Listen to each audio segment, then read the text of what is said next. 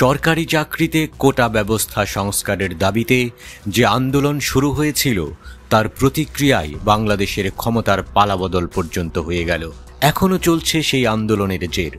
রাষ্ট্র ক্ষমতায় এখন অন্তর্বর্তীকালীন সরকার। আন্দোলনকারীদের মনে এখন রাষ্ট্র সংস্কারের আশঙ্কা।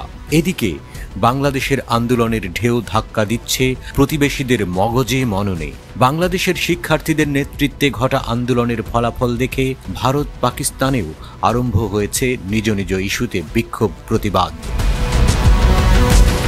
ভারতে পশ্চিমবঙ্গের কলকাতায় আরজিকর হাসপাতালে ধর্ষণ ও খুনের শিকার হন এক চিকিৎসক। নৃশংস ওই হত্যাকাণ্ডের প্রতিবাদে সেখানে আন্দোলন চলছে। আন্দোলনের এক পর্যায়ে রাত দখল কর্মসূচি আহ্বান করা হলে তা দ্রুত ছড়িয়ে পড়ে। নারীরা স্বাধীনতা ও নিরাপত্তার দাবিতে প্রতিবাদ মিছিলে নেমে পড়েন।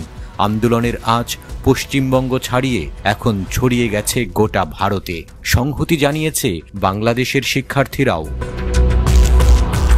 14 আগস্ট ভারতের স্বাধীনতা দিবসের আগের রাতে রিক্লেইম দ্য নাইট এর ডাক আসে সামাজিক যোগাযোগ মাধ্যমে। প্রেসিডেন্সি বিশ্ববিদ্যালয়ের সাবেক শিক্ষার্থী রিমঝিম সিংহ প্রথম এই কর্মসূচি আহ্বান করেন যাদবপুর 8B বাস স্ট্যান্ডের সামনে। পরবর্তীতে জমায়েতের স্থান 300 ছাড়িয়ে যায়। এক রাতেই নারীদের ওই কর্মসূচি ঘিরে তৈরি হয়েছে শতাধিক হোয়াটসঅ্যাপ গ্রুপ। এই আন্দোলনকে বাংলাদেশের সাম্প্রতিক আন্দোলনের সঙ্গে তুলনা করেছেন স্বয়ং পশ্চিমবঙ্গের মুখ্যমন্ত্রী মমতা বন্দ্যোপাধ্যায়। আরজিকর হাসপাতালের সেই মর্মান্তিক ঘটনার প্রতিবাদে পথে নেমেছে কংগ্রেস দল।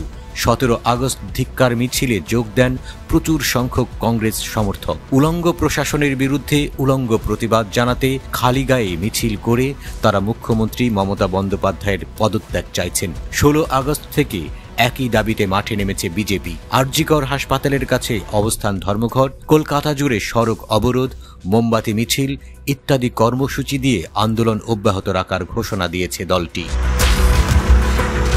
পাকিস্তানেও চলছে শিক্ষার্থীদের আন্দোলন। দেশটির সাবেক প্রধানমন্ত্রী ইমরান খানকে 30 আগস্টের মধ্যে মুক্তি দেওয়ার দাবি উঠেছে। পাশাপাশি গণতন্ত্র পুনরুদ্ধারের ডাক দিয়েছে পাকিস্তান তেহরিক-ই-ইনসাফ দলের ছাত্র সংগঠন ইনসাফ স্টুডেন্ট ফেডারেশন।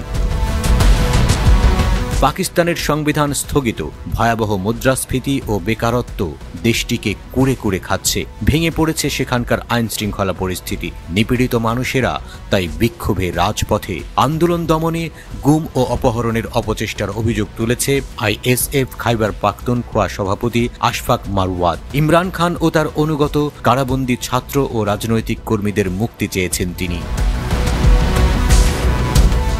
পাকিস্তানের শিক্ষার্থীদের এই আন্দোলন যে বাংলাদেশের শিক্ষার্থীদের আন্দোলন থেকে অনুপ্রাণিত তা বলেছে দেশটির সংবাদ মাধ্যম ডন। বিক্ষোভ দমাতে গত 14 আগস্ট থেকে ইন্টারনেট সেবা সীমিত করে দেওয়ার অভিযোগ উঠেছে। উল্লেখ্য, কিছুদিন আগেই কারাবন্দী ইমরান খান বলেছিলেন বর্তমান সরকারের হাতে আর মাত্র 2 মাস সময় আছে। প্রবল আন্দোলনে এই সরকারের পতন হওয়ার ভবিষ্যৎবাণী করেছেন তিনি।